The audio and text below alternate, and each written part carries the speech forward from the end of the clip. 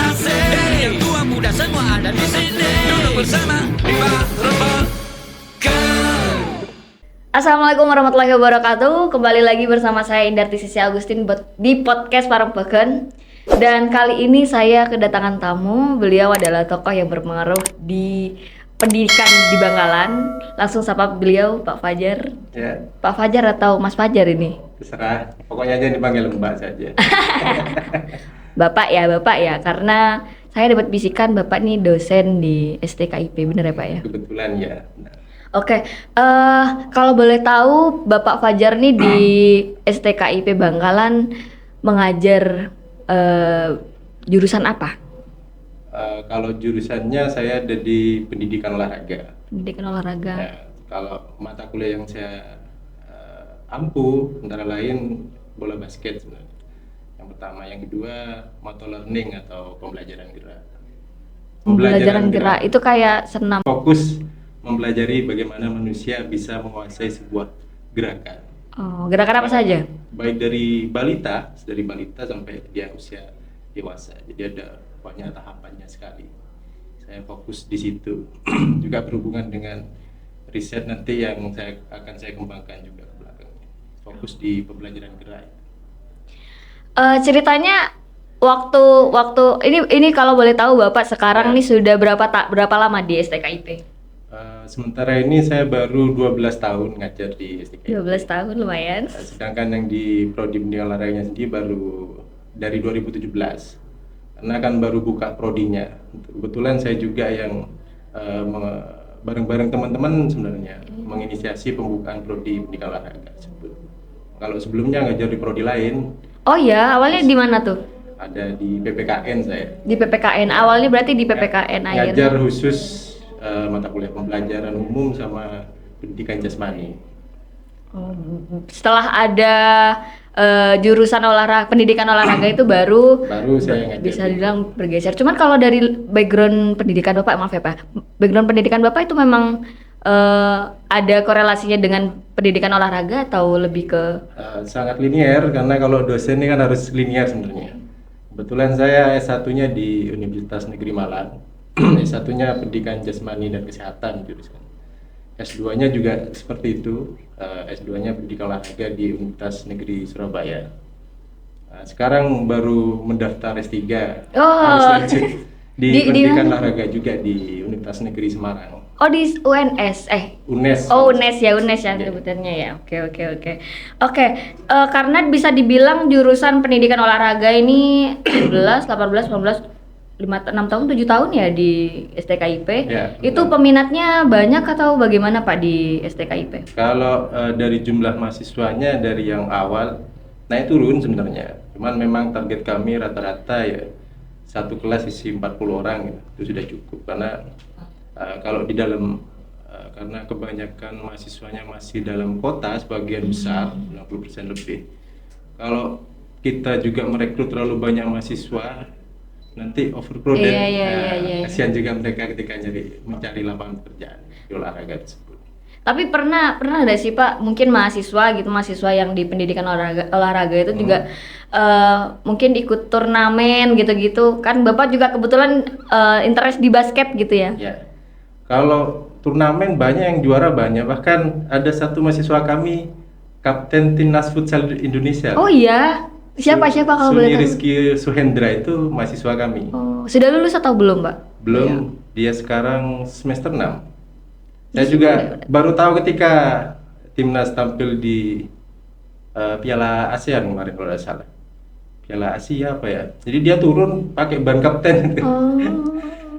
Itu mahasiswa kami, walaupun dia memang usianya cukup senior ya, karena agak terlambat kuliahnya, melanjutkan kuliah. Semester 6, tapi semester 6 tuh bisa dibilang dibilang akhir ya, semester akhir. 6 7 kan udah mungkin fokus skripsi, cuman mungkin karena ada kerjaan. Ada juga beberapa atlet PON di dalamnya, futsal juga. Futsal. Ya. Itu turnamen di Indonesia juga atau gimana? PON futsal Jatim. Oh di provinsi ya berarti ya? Ada yang 2 orang asli Bangkalan, ada yang 1 orang asli Surabaya. Kuliah di kami.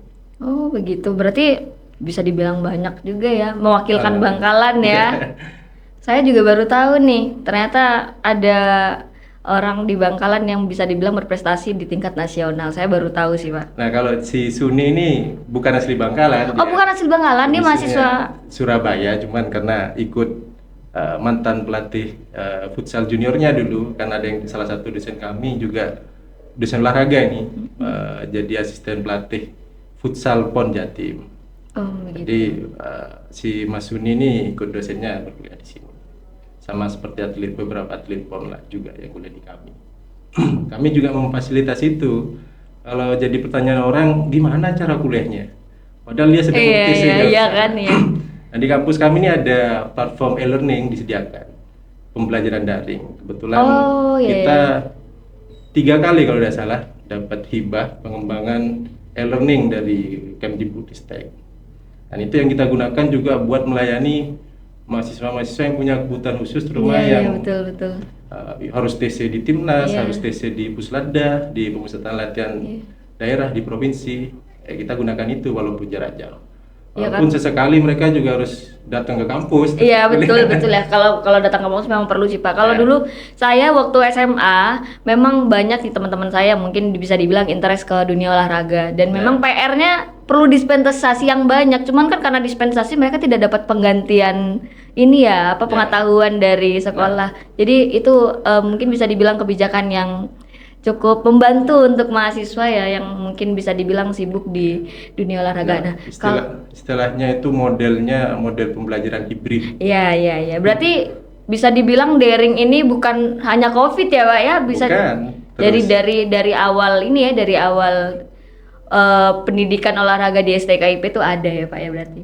Ya, kalau mau e-learningnya ini bukan hanya untuk olahraga saja, buat semua prodi. Oh, buat semua prodi berarti? Iya, jadi yang menjadi mahasiswa kami yang berasal dari atlet bukan hanya di olahraga sebenarnya, juga ya ada yang kalau atlet porprofnya Bangkalan kemarin atlet biliar cewek ada di bahasa Inggris, atlet silat juga ada yang memilih bahasa Inggris. Jadi udah harus yang nggak harus ya berarti ya memang tidak menutup kemungkinan dia berprestasi di kan ada yang milih pendidikan ekonomi seperti itu. Menarik. Kalau Bapak sendiri di basket itu sudah tertarik lama atau gimana? Mungkin dari muda atau gimana? Dari SMA sebenarnya. Dari SMA.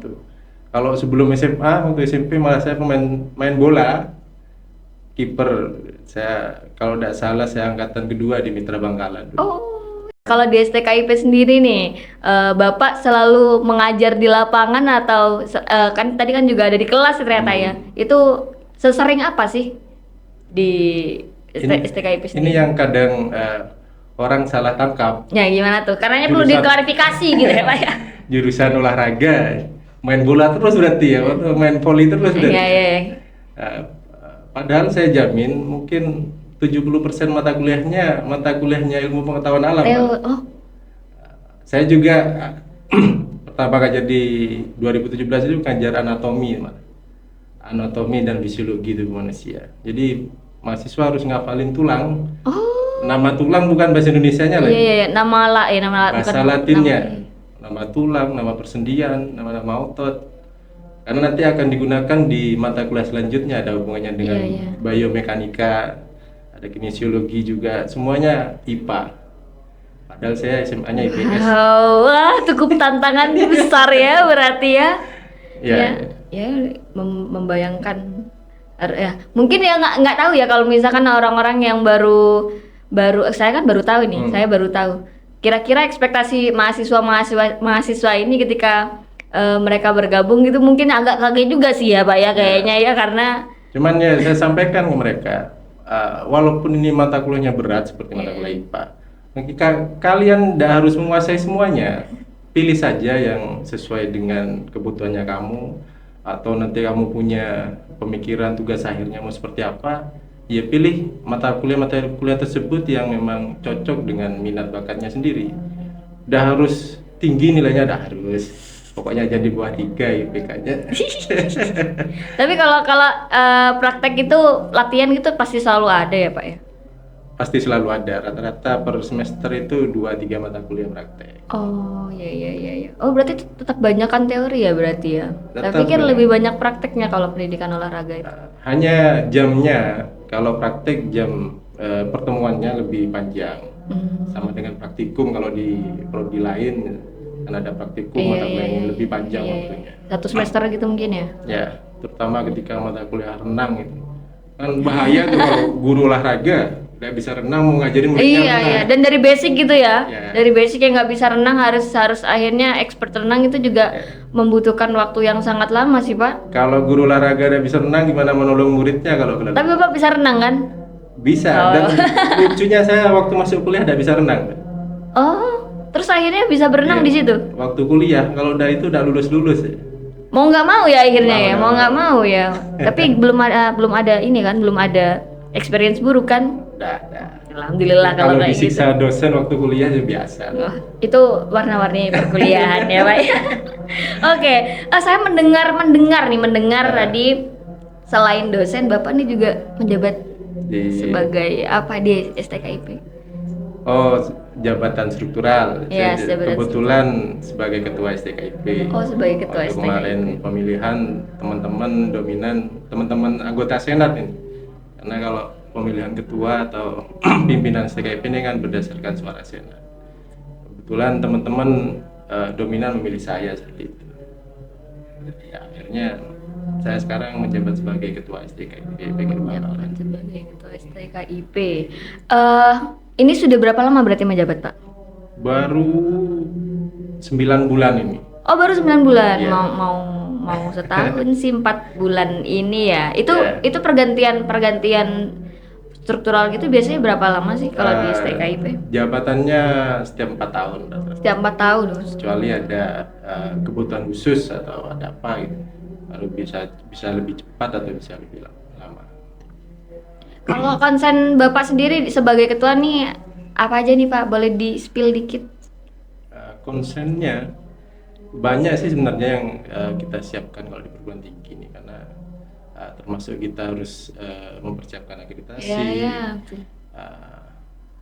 Kami yang ada di perguruan tinggi swasta ini punya tantangan yang lebih daripada perguruan tinggi negeri, karena kami harus bekerja keras nyari mahasiswa, promosi ke sana ke sini. Itu yang tantangan yang lebih besar daripada yang kami miliki di PTN. Kalau PTN kan mahasiswanya yang daftar rebutan masuk Iya, PTN. iya, iya.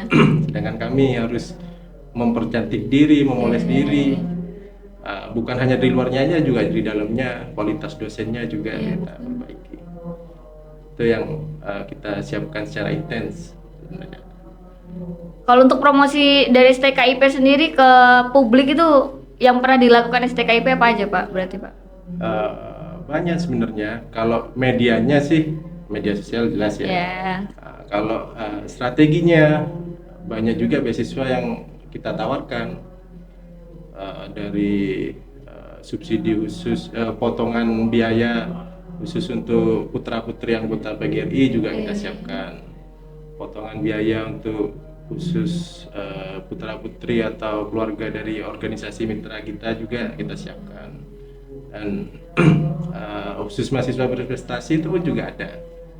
Dan kalau yang kita dapat program dari pemerintah itu ya kartu Indonesia Pintar itu. Jadi kita menerima mahasiswa yang bisa mendaftar dengan spesifikasi tersebut atau karakteristik seperti itu. Oke. Berarti sekarang kalau boleh tahu total jurusan di STKIP itu ada berapa nih sekarang? Atau mungkin nanti akan ada penambahan lagi? Ya, karena kita sekolah tinggi sebutannya, sebenarnya bukan jurusan, program studi. Oh, program studi ya, Bu? Ya. Iya. Program studinya ada 7. Ada 7. Yang pertama itu PPKN, terus ada pendidikan ekonomi, pendidikan bahasa dan sastra Indonesia, pendidikan bahasa Inggris, pendidikan matematika, PGSD sama olahraga. Itu ada niatan untuk menambah program studi lagi kan? Ada. Jadi ya kita semua kan harus punya mimpi untuk menjadi lebih baik, lebih besar daripada sebelumnya. Mimpinya kita mau berubah jadi universitas nih, cuman kita harus membuka 3 prodi lagi syaratnya. 3 prodi dengan 11. spesifikasi atau kategori termasuk rumpun ilmu alam atau ilmu terapan. Itu harus kita buka 3 prodi lagi. Gitu. Oke. Kalau di STKIP sendiri jurusan favorit itu apa sih, Pak, yang mungkin bisa dibilang banyak peminatnya? Masyarakat ini kan biasanya milih prodi dimana ketika dia lulus lowongan pekerjaannya banyak. Oh, Sementara yang terbanyak ini PGSD. PGSD berarti terbanyak. Jumlah mahasiswanya saat ini. Yang kedua jumlah terbanyak mahasiswanya adalah pendidikan ekonomi. Lalu baru prodi saya yang olahraga yang 3, sisanya yang 3 prodi itu. Oh, bisa dibilang terbanyak ya berarti olahraga ini. Ya, 3 terbanyak. 3 terbanyak. Yang paling banyak PGSD itu. Ya sih, PGSD memang kayaknya di mana-mana pasti jadi sasaran empuk bagi anak-anak SMA yang baru lulus gitu. Ya. Oke, karena tadi Bapak sudah bercerita sebagai ketua kan, ada kebijakan apa sih dari STKIP dalam mendukung kemajuan pendidikan selain penambahan program studi? Tadi kan sudah dijelaskan kalau misalkan Bapak mau berniat gitu kan, punya mimpi kalau akan membuka program studi lain. Nah, selain itu apa tuh Pak dalam mendukung kemajuan?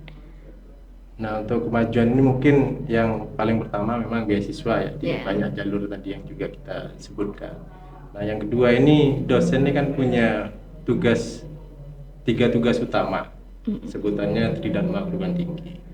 Tugas kita yang pertama adalah pendidikan dan pengajaran, yang paling utama. Lalu yang kedua adalah penelitian. Penelitian ini biasanya bisa bersifat kita melakukan riset di internal ataupun di eksternal di tengah masyarakat, menyelesaikan permasalahan-permasalahan apa yang terjadi di tengah masyarakat. Juga yang ketiga ini yang paling intens ke eksternal karena bunyinya langsung tugasnya pengabdian kepada masyarakat. Itu 3 tugas utamanya dari Civitas Akademika Perguruan Tinggi. Jadi kalau mau saya sebutkan satu persatu banyak sih. Terutama dosen-dosen kami sering dapat hibah penelitian maupun pengabdian masyarakat dari kementerian. Saya terakhir 2020 memperoleh hibah pengabdian masyarakat. Saya bekerja sama dengan mitra di sekolah luar biasa Kelian. Jadi kebetulan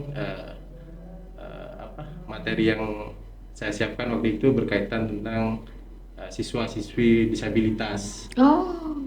Karena ada jelas secara kasat mata mereka ada kesulitan ketika betul. mata pelajaran olahraga. Saya memberi solusi, ada alat yang saya kembangkan buat materi atau topik tertentu di olahraga yang bisa mereka gunakan seperti itu. Juga banyak yang tahun ini ada dosen kami juga lolos hibah cuman berkaitan dengan pariwisata di Tanjung Bumi itu. Oke, tadi Bapak sedikit apa namanya bercerita yang soal disabilitas itu menarik sih Pak. Itu alat apa yang sudah pernah Bapak ciptakan? Masih prototipe ya karena belum dipatenkan. Oh, belum dipatenkan. Cuman itu untuk apa? Ada itu? namanya Care Stick. Care Stick itu kompatibel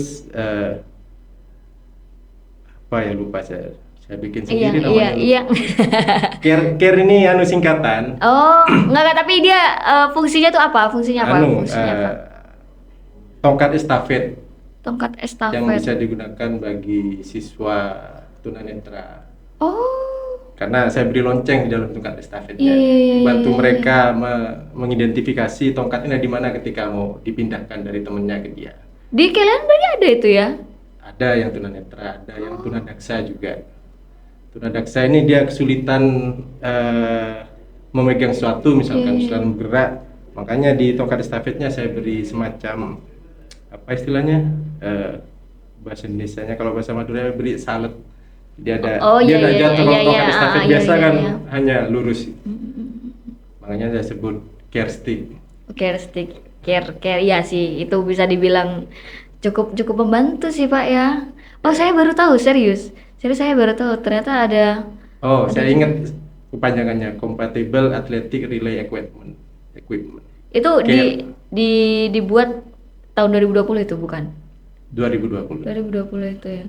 Dan itu masih digunakan sampai sekarang bagi mereka, buat mereka nih. Masih prototipe, cuman mereka gunakan. Mereka gunakan sampai saat ini ya. Cuman belum saya patenkan karena belum sempurna. Oh iya. Masih saya kembangkan dari alat-alat sederhana sebenarnya. Kalau yang bagus bagi saya dia harus dicetak printing 3D itu. Tapi itu Saya harus beli, bukan printing 3D apa? Iya 3D printing ya, yang langsung print iya iya jadi iya plastik iya gitu. iya iya. Harus dibuat dari itu baru Iya, sesuai iya, desainnya. itu bisa dibilang inovasi yang cukup membantu banget sih, Dosen Pak. kami yang matematika juga ada menghitung rumus pegasnya kereta. Oh iya? Nah, itu lebih besar lagi pendanaannya daripada saya. Kalau saya hanya kecil itu, karena sederhana lah. Ada dosen kami matematika, dia sedang lanjut S3 juga sekarang di UGM. Tapi kalau yang seperti itu bisa ini nggak sih Pak? Maksudnya butuh dites gitu nggak sih Pak? Untuk mungkin bisa dibilang ke-safety-annya untuk mereka kayak gitu-gitu. Akhirnya mungkin bisa dipatenkan menjadi alat yang paten gitu untuk membantu teman-teman kita yang disabilitas. Iya pasti ada Pasti uji, ada uji kayak etik gitu. namanya. Iya, iya, iya. Tapi belum pernah ada produk dari STKIP yang sudah dipatenkan. Ya mungkin bukan cuma di bidang olahraga, mungkin Kalau apapun. hak cipta banyak sekali gitu. Kalau hak cipta. Hak cipta, kalau yang hak paten belum. Kalau yang hak cipta puluhan mungkin, bukan hanya dosennya yang punya kalau hak cipta, mahasiswanya punya. Ya, apa aja tuh Pak? Mungkin bisa disebutkan yang beberapa aja lah. Ya, ada yang berupa buku, ada yang Oh, berupa iya. media pembelajaran, ada yang berupa aplikasi ada. Oh, aplikasi juga? Ya, kebetulan di kita kan juga ada sentra HKI namanya, sentra hak kekayaan intelektual. Itu langsung bekerjasama dengan Dirjen HKI langsung. Jadi bagi kami ketika punya luaran produk itu langsung minimal ada hak ciptanya. Iya, iya, iya, iya, iya. Karena bisa berkekuatan hukum kalau kayak gitu. Iya. Oke, selain buku, ada juga program aplikasi Aplikasi. berarti juga ada yang interest dunia programmer ya, Pak ya? Ya, aplikasi ini kemarin terakhir mahasiswa PGSD, aplikasi belanja online batik. Oh, Sederhana sih Mas ya. Cuman untuk batik saja atau khusus batik Tanjung Bumi, Pak. khusus batik? Oh, mungkin dia domisili Tanjung Bumi mungkin ya. Juga ada yang tentang media pembelajaran, pengembangan berupa video animasi seperti itu diciptakan juga. Luar biasa. Jadi bagi kami yang penting bukan produknya harus wah gitu. Iya, iya, iya. Tapi bermanfaat ya, Pak ya. Bermanfaat. Itu sih memang poin Punya pentingnya. keunikan lah. Punya nifikasinya sendiri-sendiri. Oke, itu menarik sih, Pak. Karena kalau produknya ini ada yang sama kan tidak bisa Iya, dihasilkan. iya, iya, harus original Harus soalnya. original. Harus ada pembeda dengan yang lain-lain. Jadi bisa dibilang harus punya ciri khas. Tuh. Selain itu apa lagi, Pak? Buku, aplikasi. Apa lagi, Pak? Ya rata-rata seperti itu media. Rata-rata buku sama aplikasi itu ya, Pak. Buku, Cuman aplikasi, Iya media sih. pembelajaran rata-rata seperti itu yang diciptakan mahasiswa. Cuman kalau luaran sebenarnya tidak terpatok ke sana semua. Bahkan mahasiswa kami bisa dia lulus tanpa ujian skripsi dengan syarat mereka bisa publikasi ilmiah di jurnal Trindex Sinta 4. Apa itu, Pak? Sinta ini kan Science and Technology Indexnya Indonesia. Iya. Ada peringkatnya, yang tertinggi itu level Iya, Sinta iya. 1, 2, 3, 4 sampai 6. Peringkatnya yang terakhir. Peringkat levelnya. Nah, mahasiswa kami ketika mereka tugas akhirnya atau tugas akhir perkuliahan skripsinya, Iya. dia bisa nulis artikel dan dipublikasi di jurnal ilmiah Index Sinta 4, mereka kita free, kamu Iya, nggak usah iya. ujian skripsi. Oh, kasih apa ya? Bisa dibilang privilege gitu ya. Dan langsung A nilainya. Oh, langsung A. Ya karena impactnya akan besar. Iya sih, tapi itu juga beban yang begitu besar, tanggung jawab yang Nah, begitu besar karena juga. yang ngoreksi bukan dosennya sendiri, sudah dosen nggak tahu siapa malah itu di Indonesia jurnal. mungkin ya bisa dibilang. Ya. Cuman pernah ada yang lolos di situ, Pak? Pernah. Banyak, Oh, banyak. bahkan mahasiswa saya puluhan itu yang olahraga yang tahun kemarin, Tahun kemarin ini berarti. puluhan. Prodi lain juga banyak. Padahal kemarin sempat Covid ya, bisa dibilang kayaknya Covid nih menurut Bapak kan Bapak dosen nih. Bapak mengamati setelah ada Covid tuh kualitas mahasiswa tuh ada penurunan atau peningkatan sih, Pak? Kalau dilihat dari sisinya tergantung sebenarnya. Kalau dari sisi kebutuhannya zaman, mereka dipaksa menyesuaikan diri dengan Iya. zaman digital, Iya, sekarang era digital. Mereka mau tidak mau harus menguasai beberapa perangkat digital. Tidak langsung. Cuman buruknya memang bagi mahasiswa yang kurang punya kemandirian belajar Iya, yang baik iya. itu jadi kemunduran akhirnya. Istilahnya ada learning loss ya. Kalau mereka tidak punya kemandirian belajar yang baik, learning loss ini yang bahaya. Ya, apalagi kan mungkin ada orang-orang yang harus tipe belajarnya tuh harus kalau kata orang mana dikesoh gitu ya, Pak. Nah, bisa jadi. Soalnya kalau memang kalau misalkan kita ngomong belajar yang mandiri ini memang tergantung dari mahasiswanya sih, Pak. Ya. Kalau misalkan memang dia tidak ada tidak ada keinginan untuk berkembang itu ini ya udah dia stuck di situ. Ya, Hanya bisa dibilang menerima materi dari perkuliahan melalui handphone ya sudah, tapi begitu saja. Bahkan mungkin ini fun fact yang saya sering lihat di di kedai kopi di coffee shop gitu kan, banyak yang daring tapi ini Pak mereka ya udah hanya sebatas dibiarkan saja gitu, malah mereka ya ngobrol-ngobrol gitu. Jadi ya gimana ini ya, bisa dibilang ya Makanya kalau- miris tapi ya bagaimana lagi gitu kan. Makanya kalau mata kuliah saya ketika itu berupa Zoom atau virtual conference gitu harus hidup layarnya. Harus hidup itu Ya. sih ya. Layar dan mic-nya harus hidup. Karena biar ketahuan juga dari mana. Kadang mereka lagi dalam perjalanan, wis kamu keluar dulu kalau lagi dalam perjalanan, matikan dulu itu. Sampai dulu di tempat mana baru hidupkan lagi kameranya. Tapi kayaknya kayak gitu tuh harus ada ini gak sih Pak? Maksudnya komunikasi antara dosen dan mahasiswa tuh memang harus, mungkin bisa dibilang kalau tanyakan satu-satu cukup gak sih waktunya? Kayak maksudnya harus ada komunikasi gitu antara mahasiswa dan dosen. Karena kalau misalkan hanya sebagai pemaparan materi saja gitu kan, akhirnya kayak seminar online gitu loh. Kita mahasiswa bisa hanya mendengarkan saja tanpa ada interaksi apapun. Itu tuh akhirnya mungkin bisa dibilang sedikit kesoh itu di situ kayaknya. Nah, kalau bagi saya ini sebenarnya tidak tahu ya kalau dosen lain. Kalau bagi saya semua mahasiswa saya ini tidak wajib menguasai apa yang saya sampaikan. Tidak wajib. Kalau bagi mereka apa yang saya sampaikan penting, ya silakan kamu harus intens dengan sendirinya. Kalau bagi mereka, oh ini nanti tidak masuk dengan topik yang akan dijadikan risetnya dia saat lulus, tidak apa-apa. Dia asalkan hadir aja. Cuman untuk tugas dan nilai akhir, ujian dan sebagainya kan tanggung jawab masing-masing. Itu intinya. Karena bagi saya tidak semuanya harus dikuasai. Bahkan ketika itu mereka sudah milih sendiri prodi olahraga, belum tentu dia menguasai di mata kuliah tertentu. Ya karena ngaca ke diri saya juga waktu kuliah. Itu ya. Emang tantangan besar sih kalau misalkan kita ada di posisi dan keadaan maaf Pak, ini kita agak deket gini ngomong. Ya.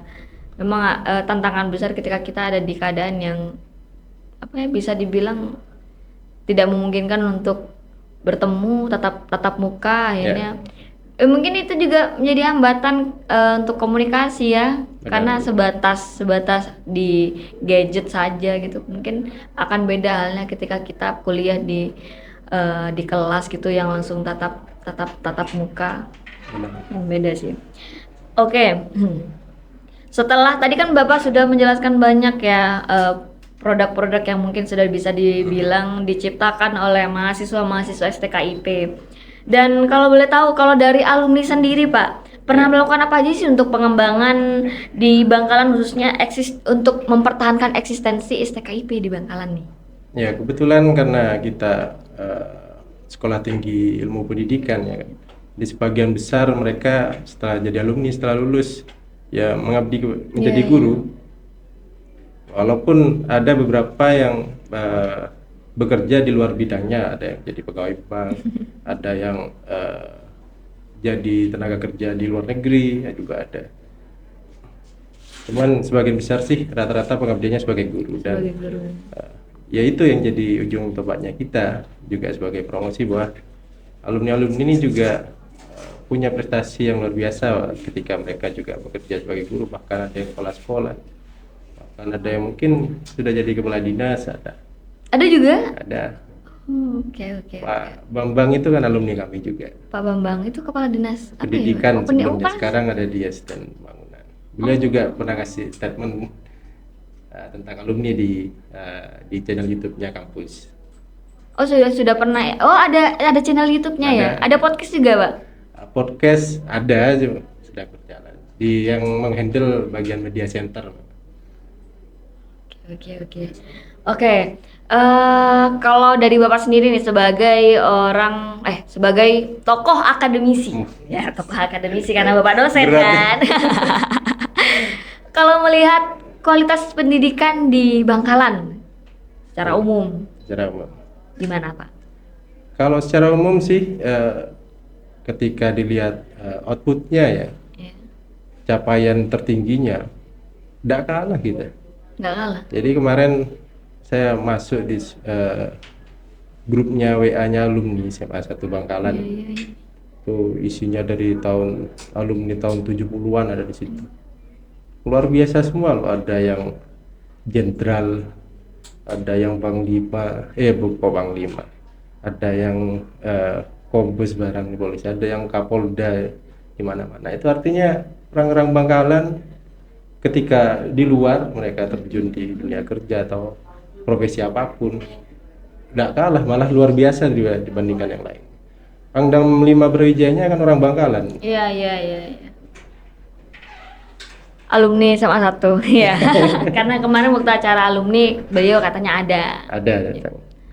Kalau dari prosesnya itu kan mungkin bisa dibilang outputnya, kalau outputnya di Bangkalan Ya. mungkin memang banyak yang menjabat atau menjadi tokoh-tokoh penting gitu kan. Cuman kalau dari prosesnya gitu Pak, karena kemarin Pak Matur sempat kesini, sempat ada di sini dan Iya. beliau sedikit menyinggung tentang pendidikan Bangkalan yang aduh gitu. Karena beliau kan juga ini kan orang-orang yang bisa dibilang peduli soal pendidikan Benar. ya. Jadi beliau ini melihat fakta yang cukup kontras sekali di pedesaan dan di sekolah di Bangkalan. Ya. Dari jam pembelajaran tuh katanya tuh beda Ya. beda banget. Yang di pedesaan mungkin hanya beberapa jam, terus di Ya. di SDN Nah, kalau kota saya ini. lanjutkan tadi kan ada yang mencapai luar biasa sekali. Iya. Cuman ketika saya lihat juga jomplangnya juga luar biasa. Di beberapa kesempatan ada malah yang terkesan pendidikan kita capaiannya tidak luar biasa, bahkan mungkin ada masalah di dalam. Ketimpangan itu luar biasa sekali. Sederhananya ketika saya pernah melihat hasil ujian UNAS Jawa Timur itu. Iya. Siswa-siswa Bangkalan banyak yang ada di 10 besar itu. Tapi ketika dicek di rata-rata nilai ujian akhir ada di 3 terbawah. Aduh. Artinya apa? Timpangnya kan jauh. Iya. Kalau yang bagus ada yang bagus sekali. Tapi di bawah sana ada yang ketika di rata-rata timpangnya jauh ada di bawah. Nah, ini yang saya sebut tadi, ketika ada yang bagus memang bagus banget. Tapi ada juga yang timpangnya jauh sekali. Jadi kesimpulannya bagi saya pemerataannya masih belum nampak. Nah, pemerataannya ini kenapa? Kan kita harus turun ngumpulin data ke bawah. Iya, betul. Kita juga tidak bisa langsung nyebut, oh ini gara-gara ini. Karena memang permasalahan kompleksnya itu, Pak. Nah, Ya, kompleks. permasalahan kompleks. Kalau saya hanya bisa nyimpulkan ya dari siswa-siswa yang ada di pelosok-pelosok itu yang kuliah di kampus kami. Ya, kalau dibandingkan dengan beberapa sekolah yang mungkin sudah bagus ya SMA-nya, ya memang ketimpangan itu ada nyata. Entah penyebabnya apa, itu harus diteliti lebih lanjut.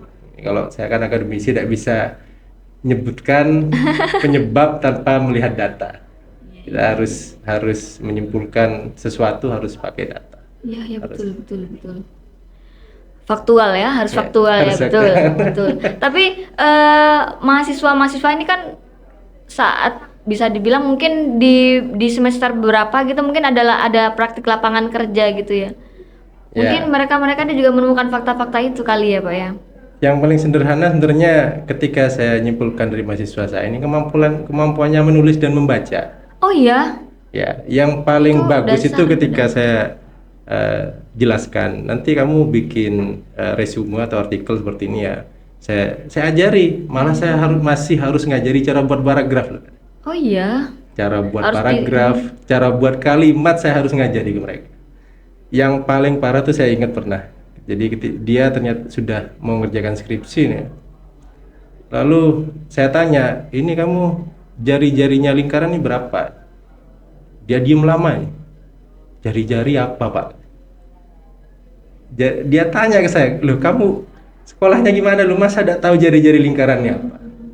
Itu yang paling terparah. Kalau yang paling terbagusnya di mahasiswa saya jelaskan sebentar dia sudah langsung bisa Langsung buat nangkep artikel utuh gitu. Makanya tadi kesimpulan saya kejomplangan itu, ketimpangan itu luar biasa terjadi. Karena itu ya mungkin akhirnya bisa dibilang karena seorang guru atau seorang dosen ini kan pekerjaan atau profesi sih bukan pekerjaan yang bisa dibilang harus panggilan dari hati ya Pak. Karena mau nggak mau kita bisa dibilang menggibahkan pengetahuan kita ke orang lain gitu kan, itu ya itu bisa dibilang kalau ilmunya itu ini ya beban moral ya Pak ya. Kalau katanya dosen saya berbeda. Gimana tuh Pak? Guru itu adalah profesi yang paling tidak bertanggung jawab katanya. Kenapa begitu? Paling tidak bertanggung Paling jawab. tidak bertanggung Kalau jawab. dokter ngobati pasiennya salah, malpraktek kan, ada yang menghukum dia. Guru ngajarin salah, ngajarin salah. Entah dia ngajarin salahnya seperti apa. Kira-kira ada yang mempermasalahkan nggak? Nyebut dia malpraktek ngajarnya? Tidak ada sih. Tidak ada. Mungkin ada hanya sih. hukuman fisik mungkin. Ya. Itu kan berbeda. Sedangkan apa yang dia lakukan saat ngajar itu ada enggak yang bermasalah? Bilang dia malpraktek ngajarnya.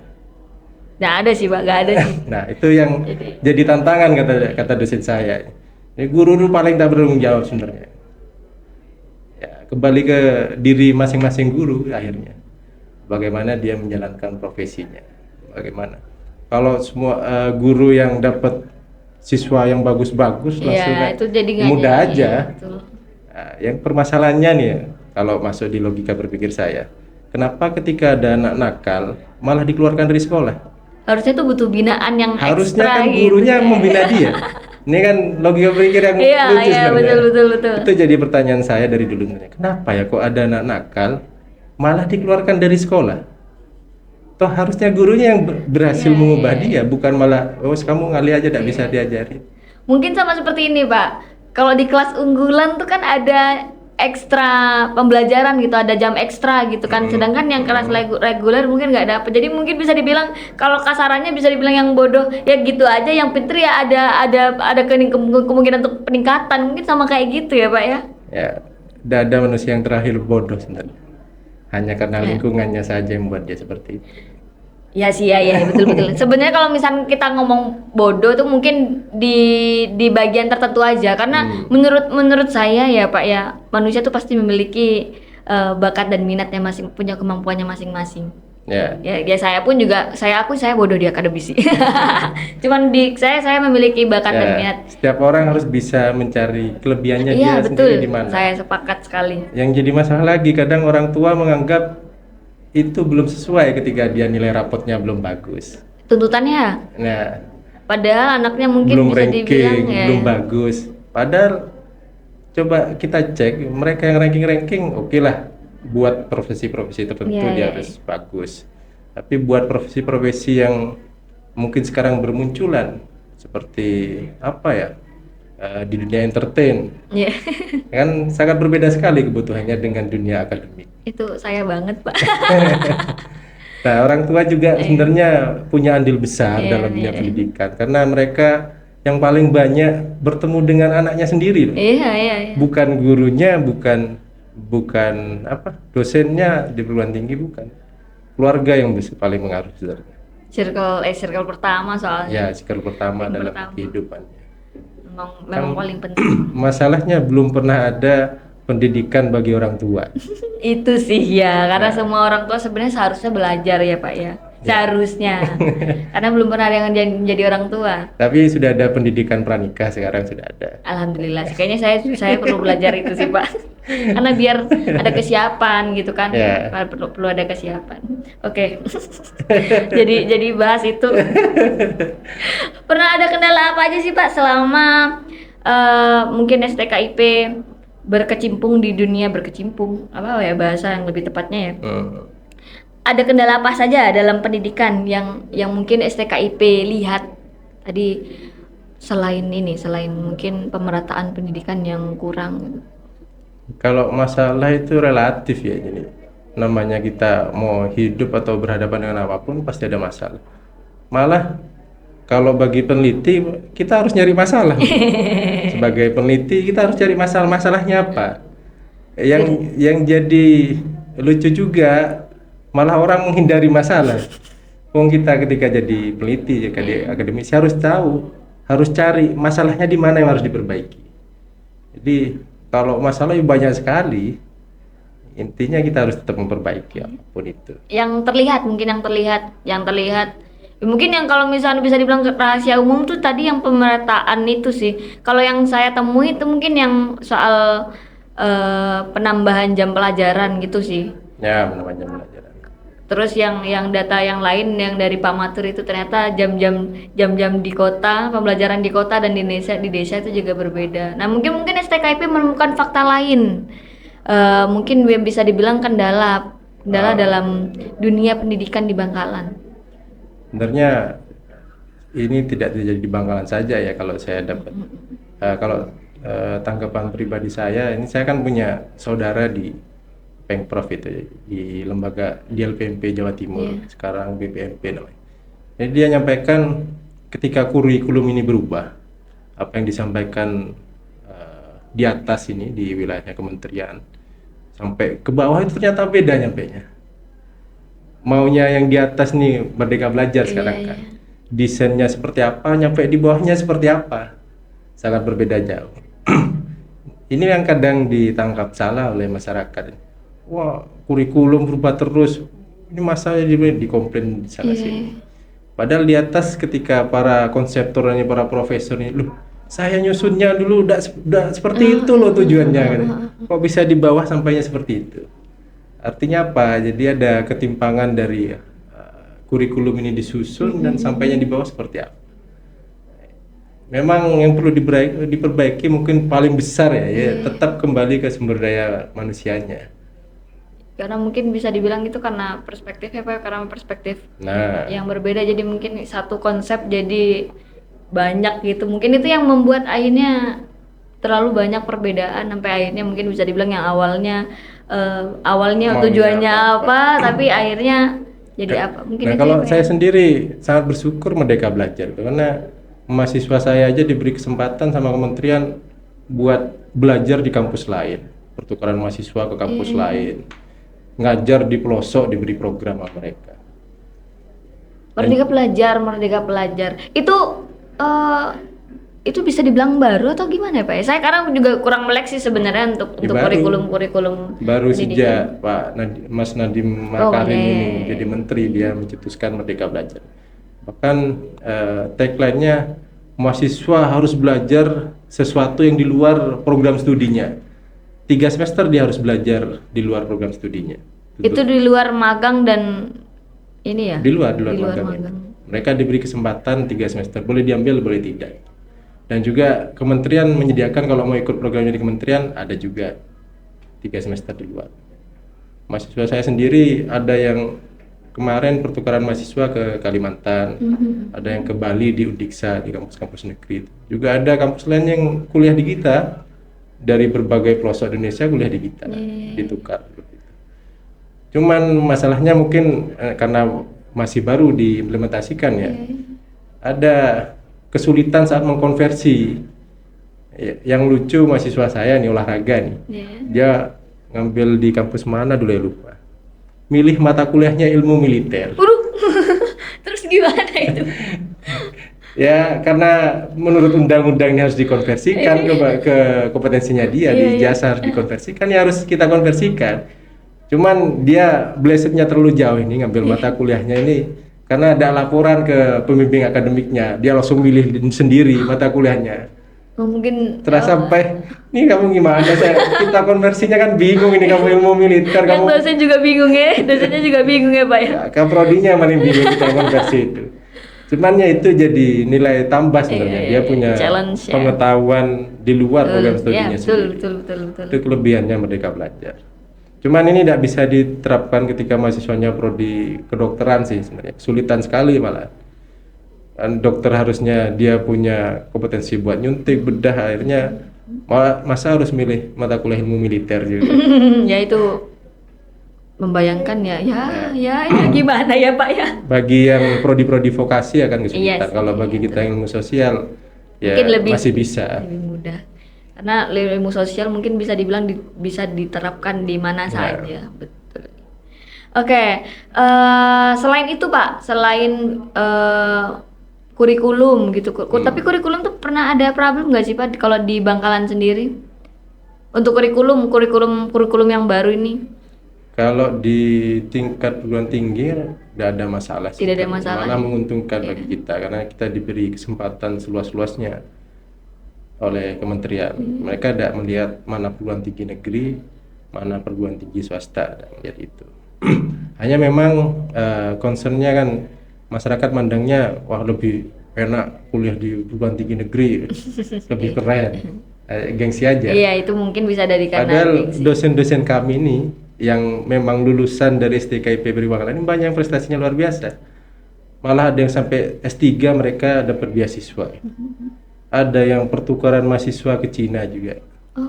Ada yang juga pernah pertukaran pelajar ke Amerika juga. Walaupun saya sendiri bukan alumni STKIP ya, karena waktu itu belum ada jurusan olahraga, jadi saya harus kuliah keluar. Udah di luar ya. Iya. Oke.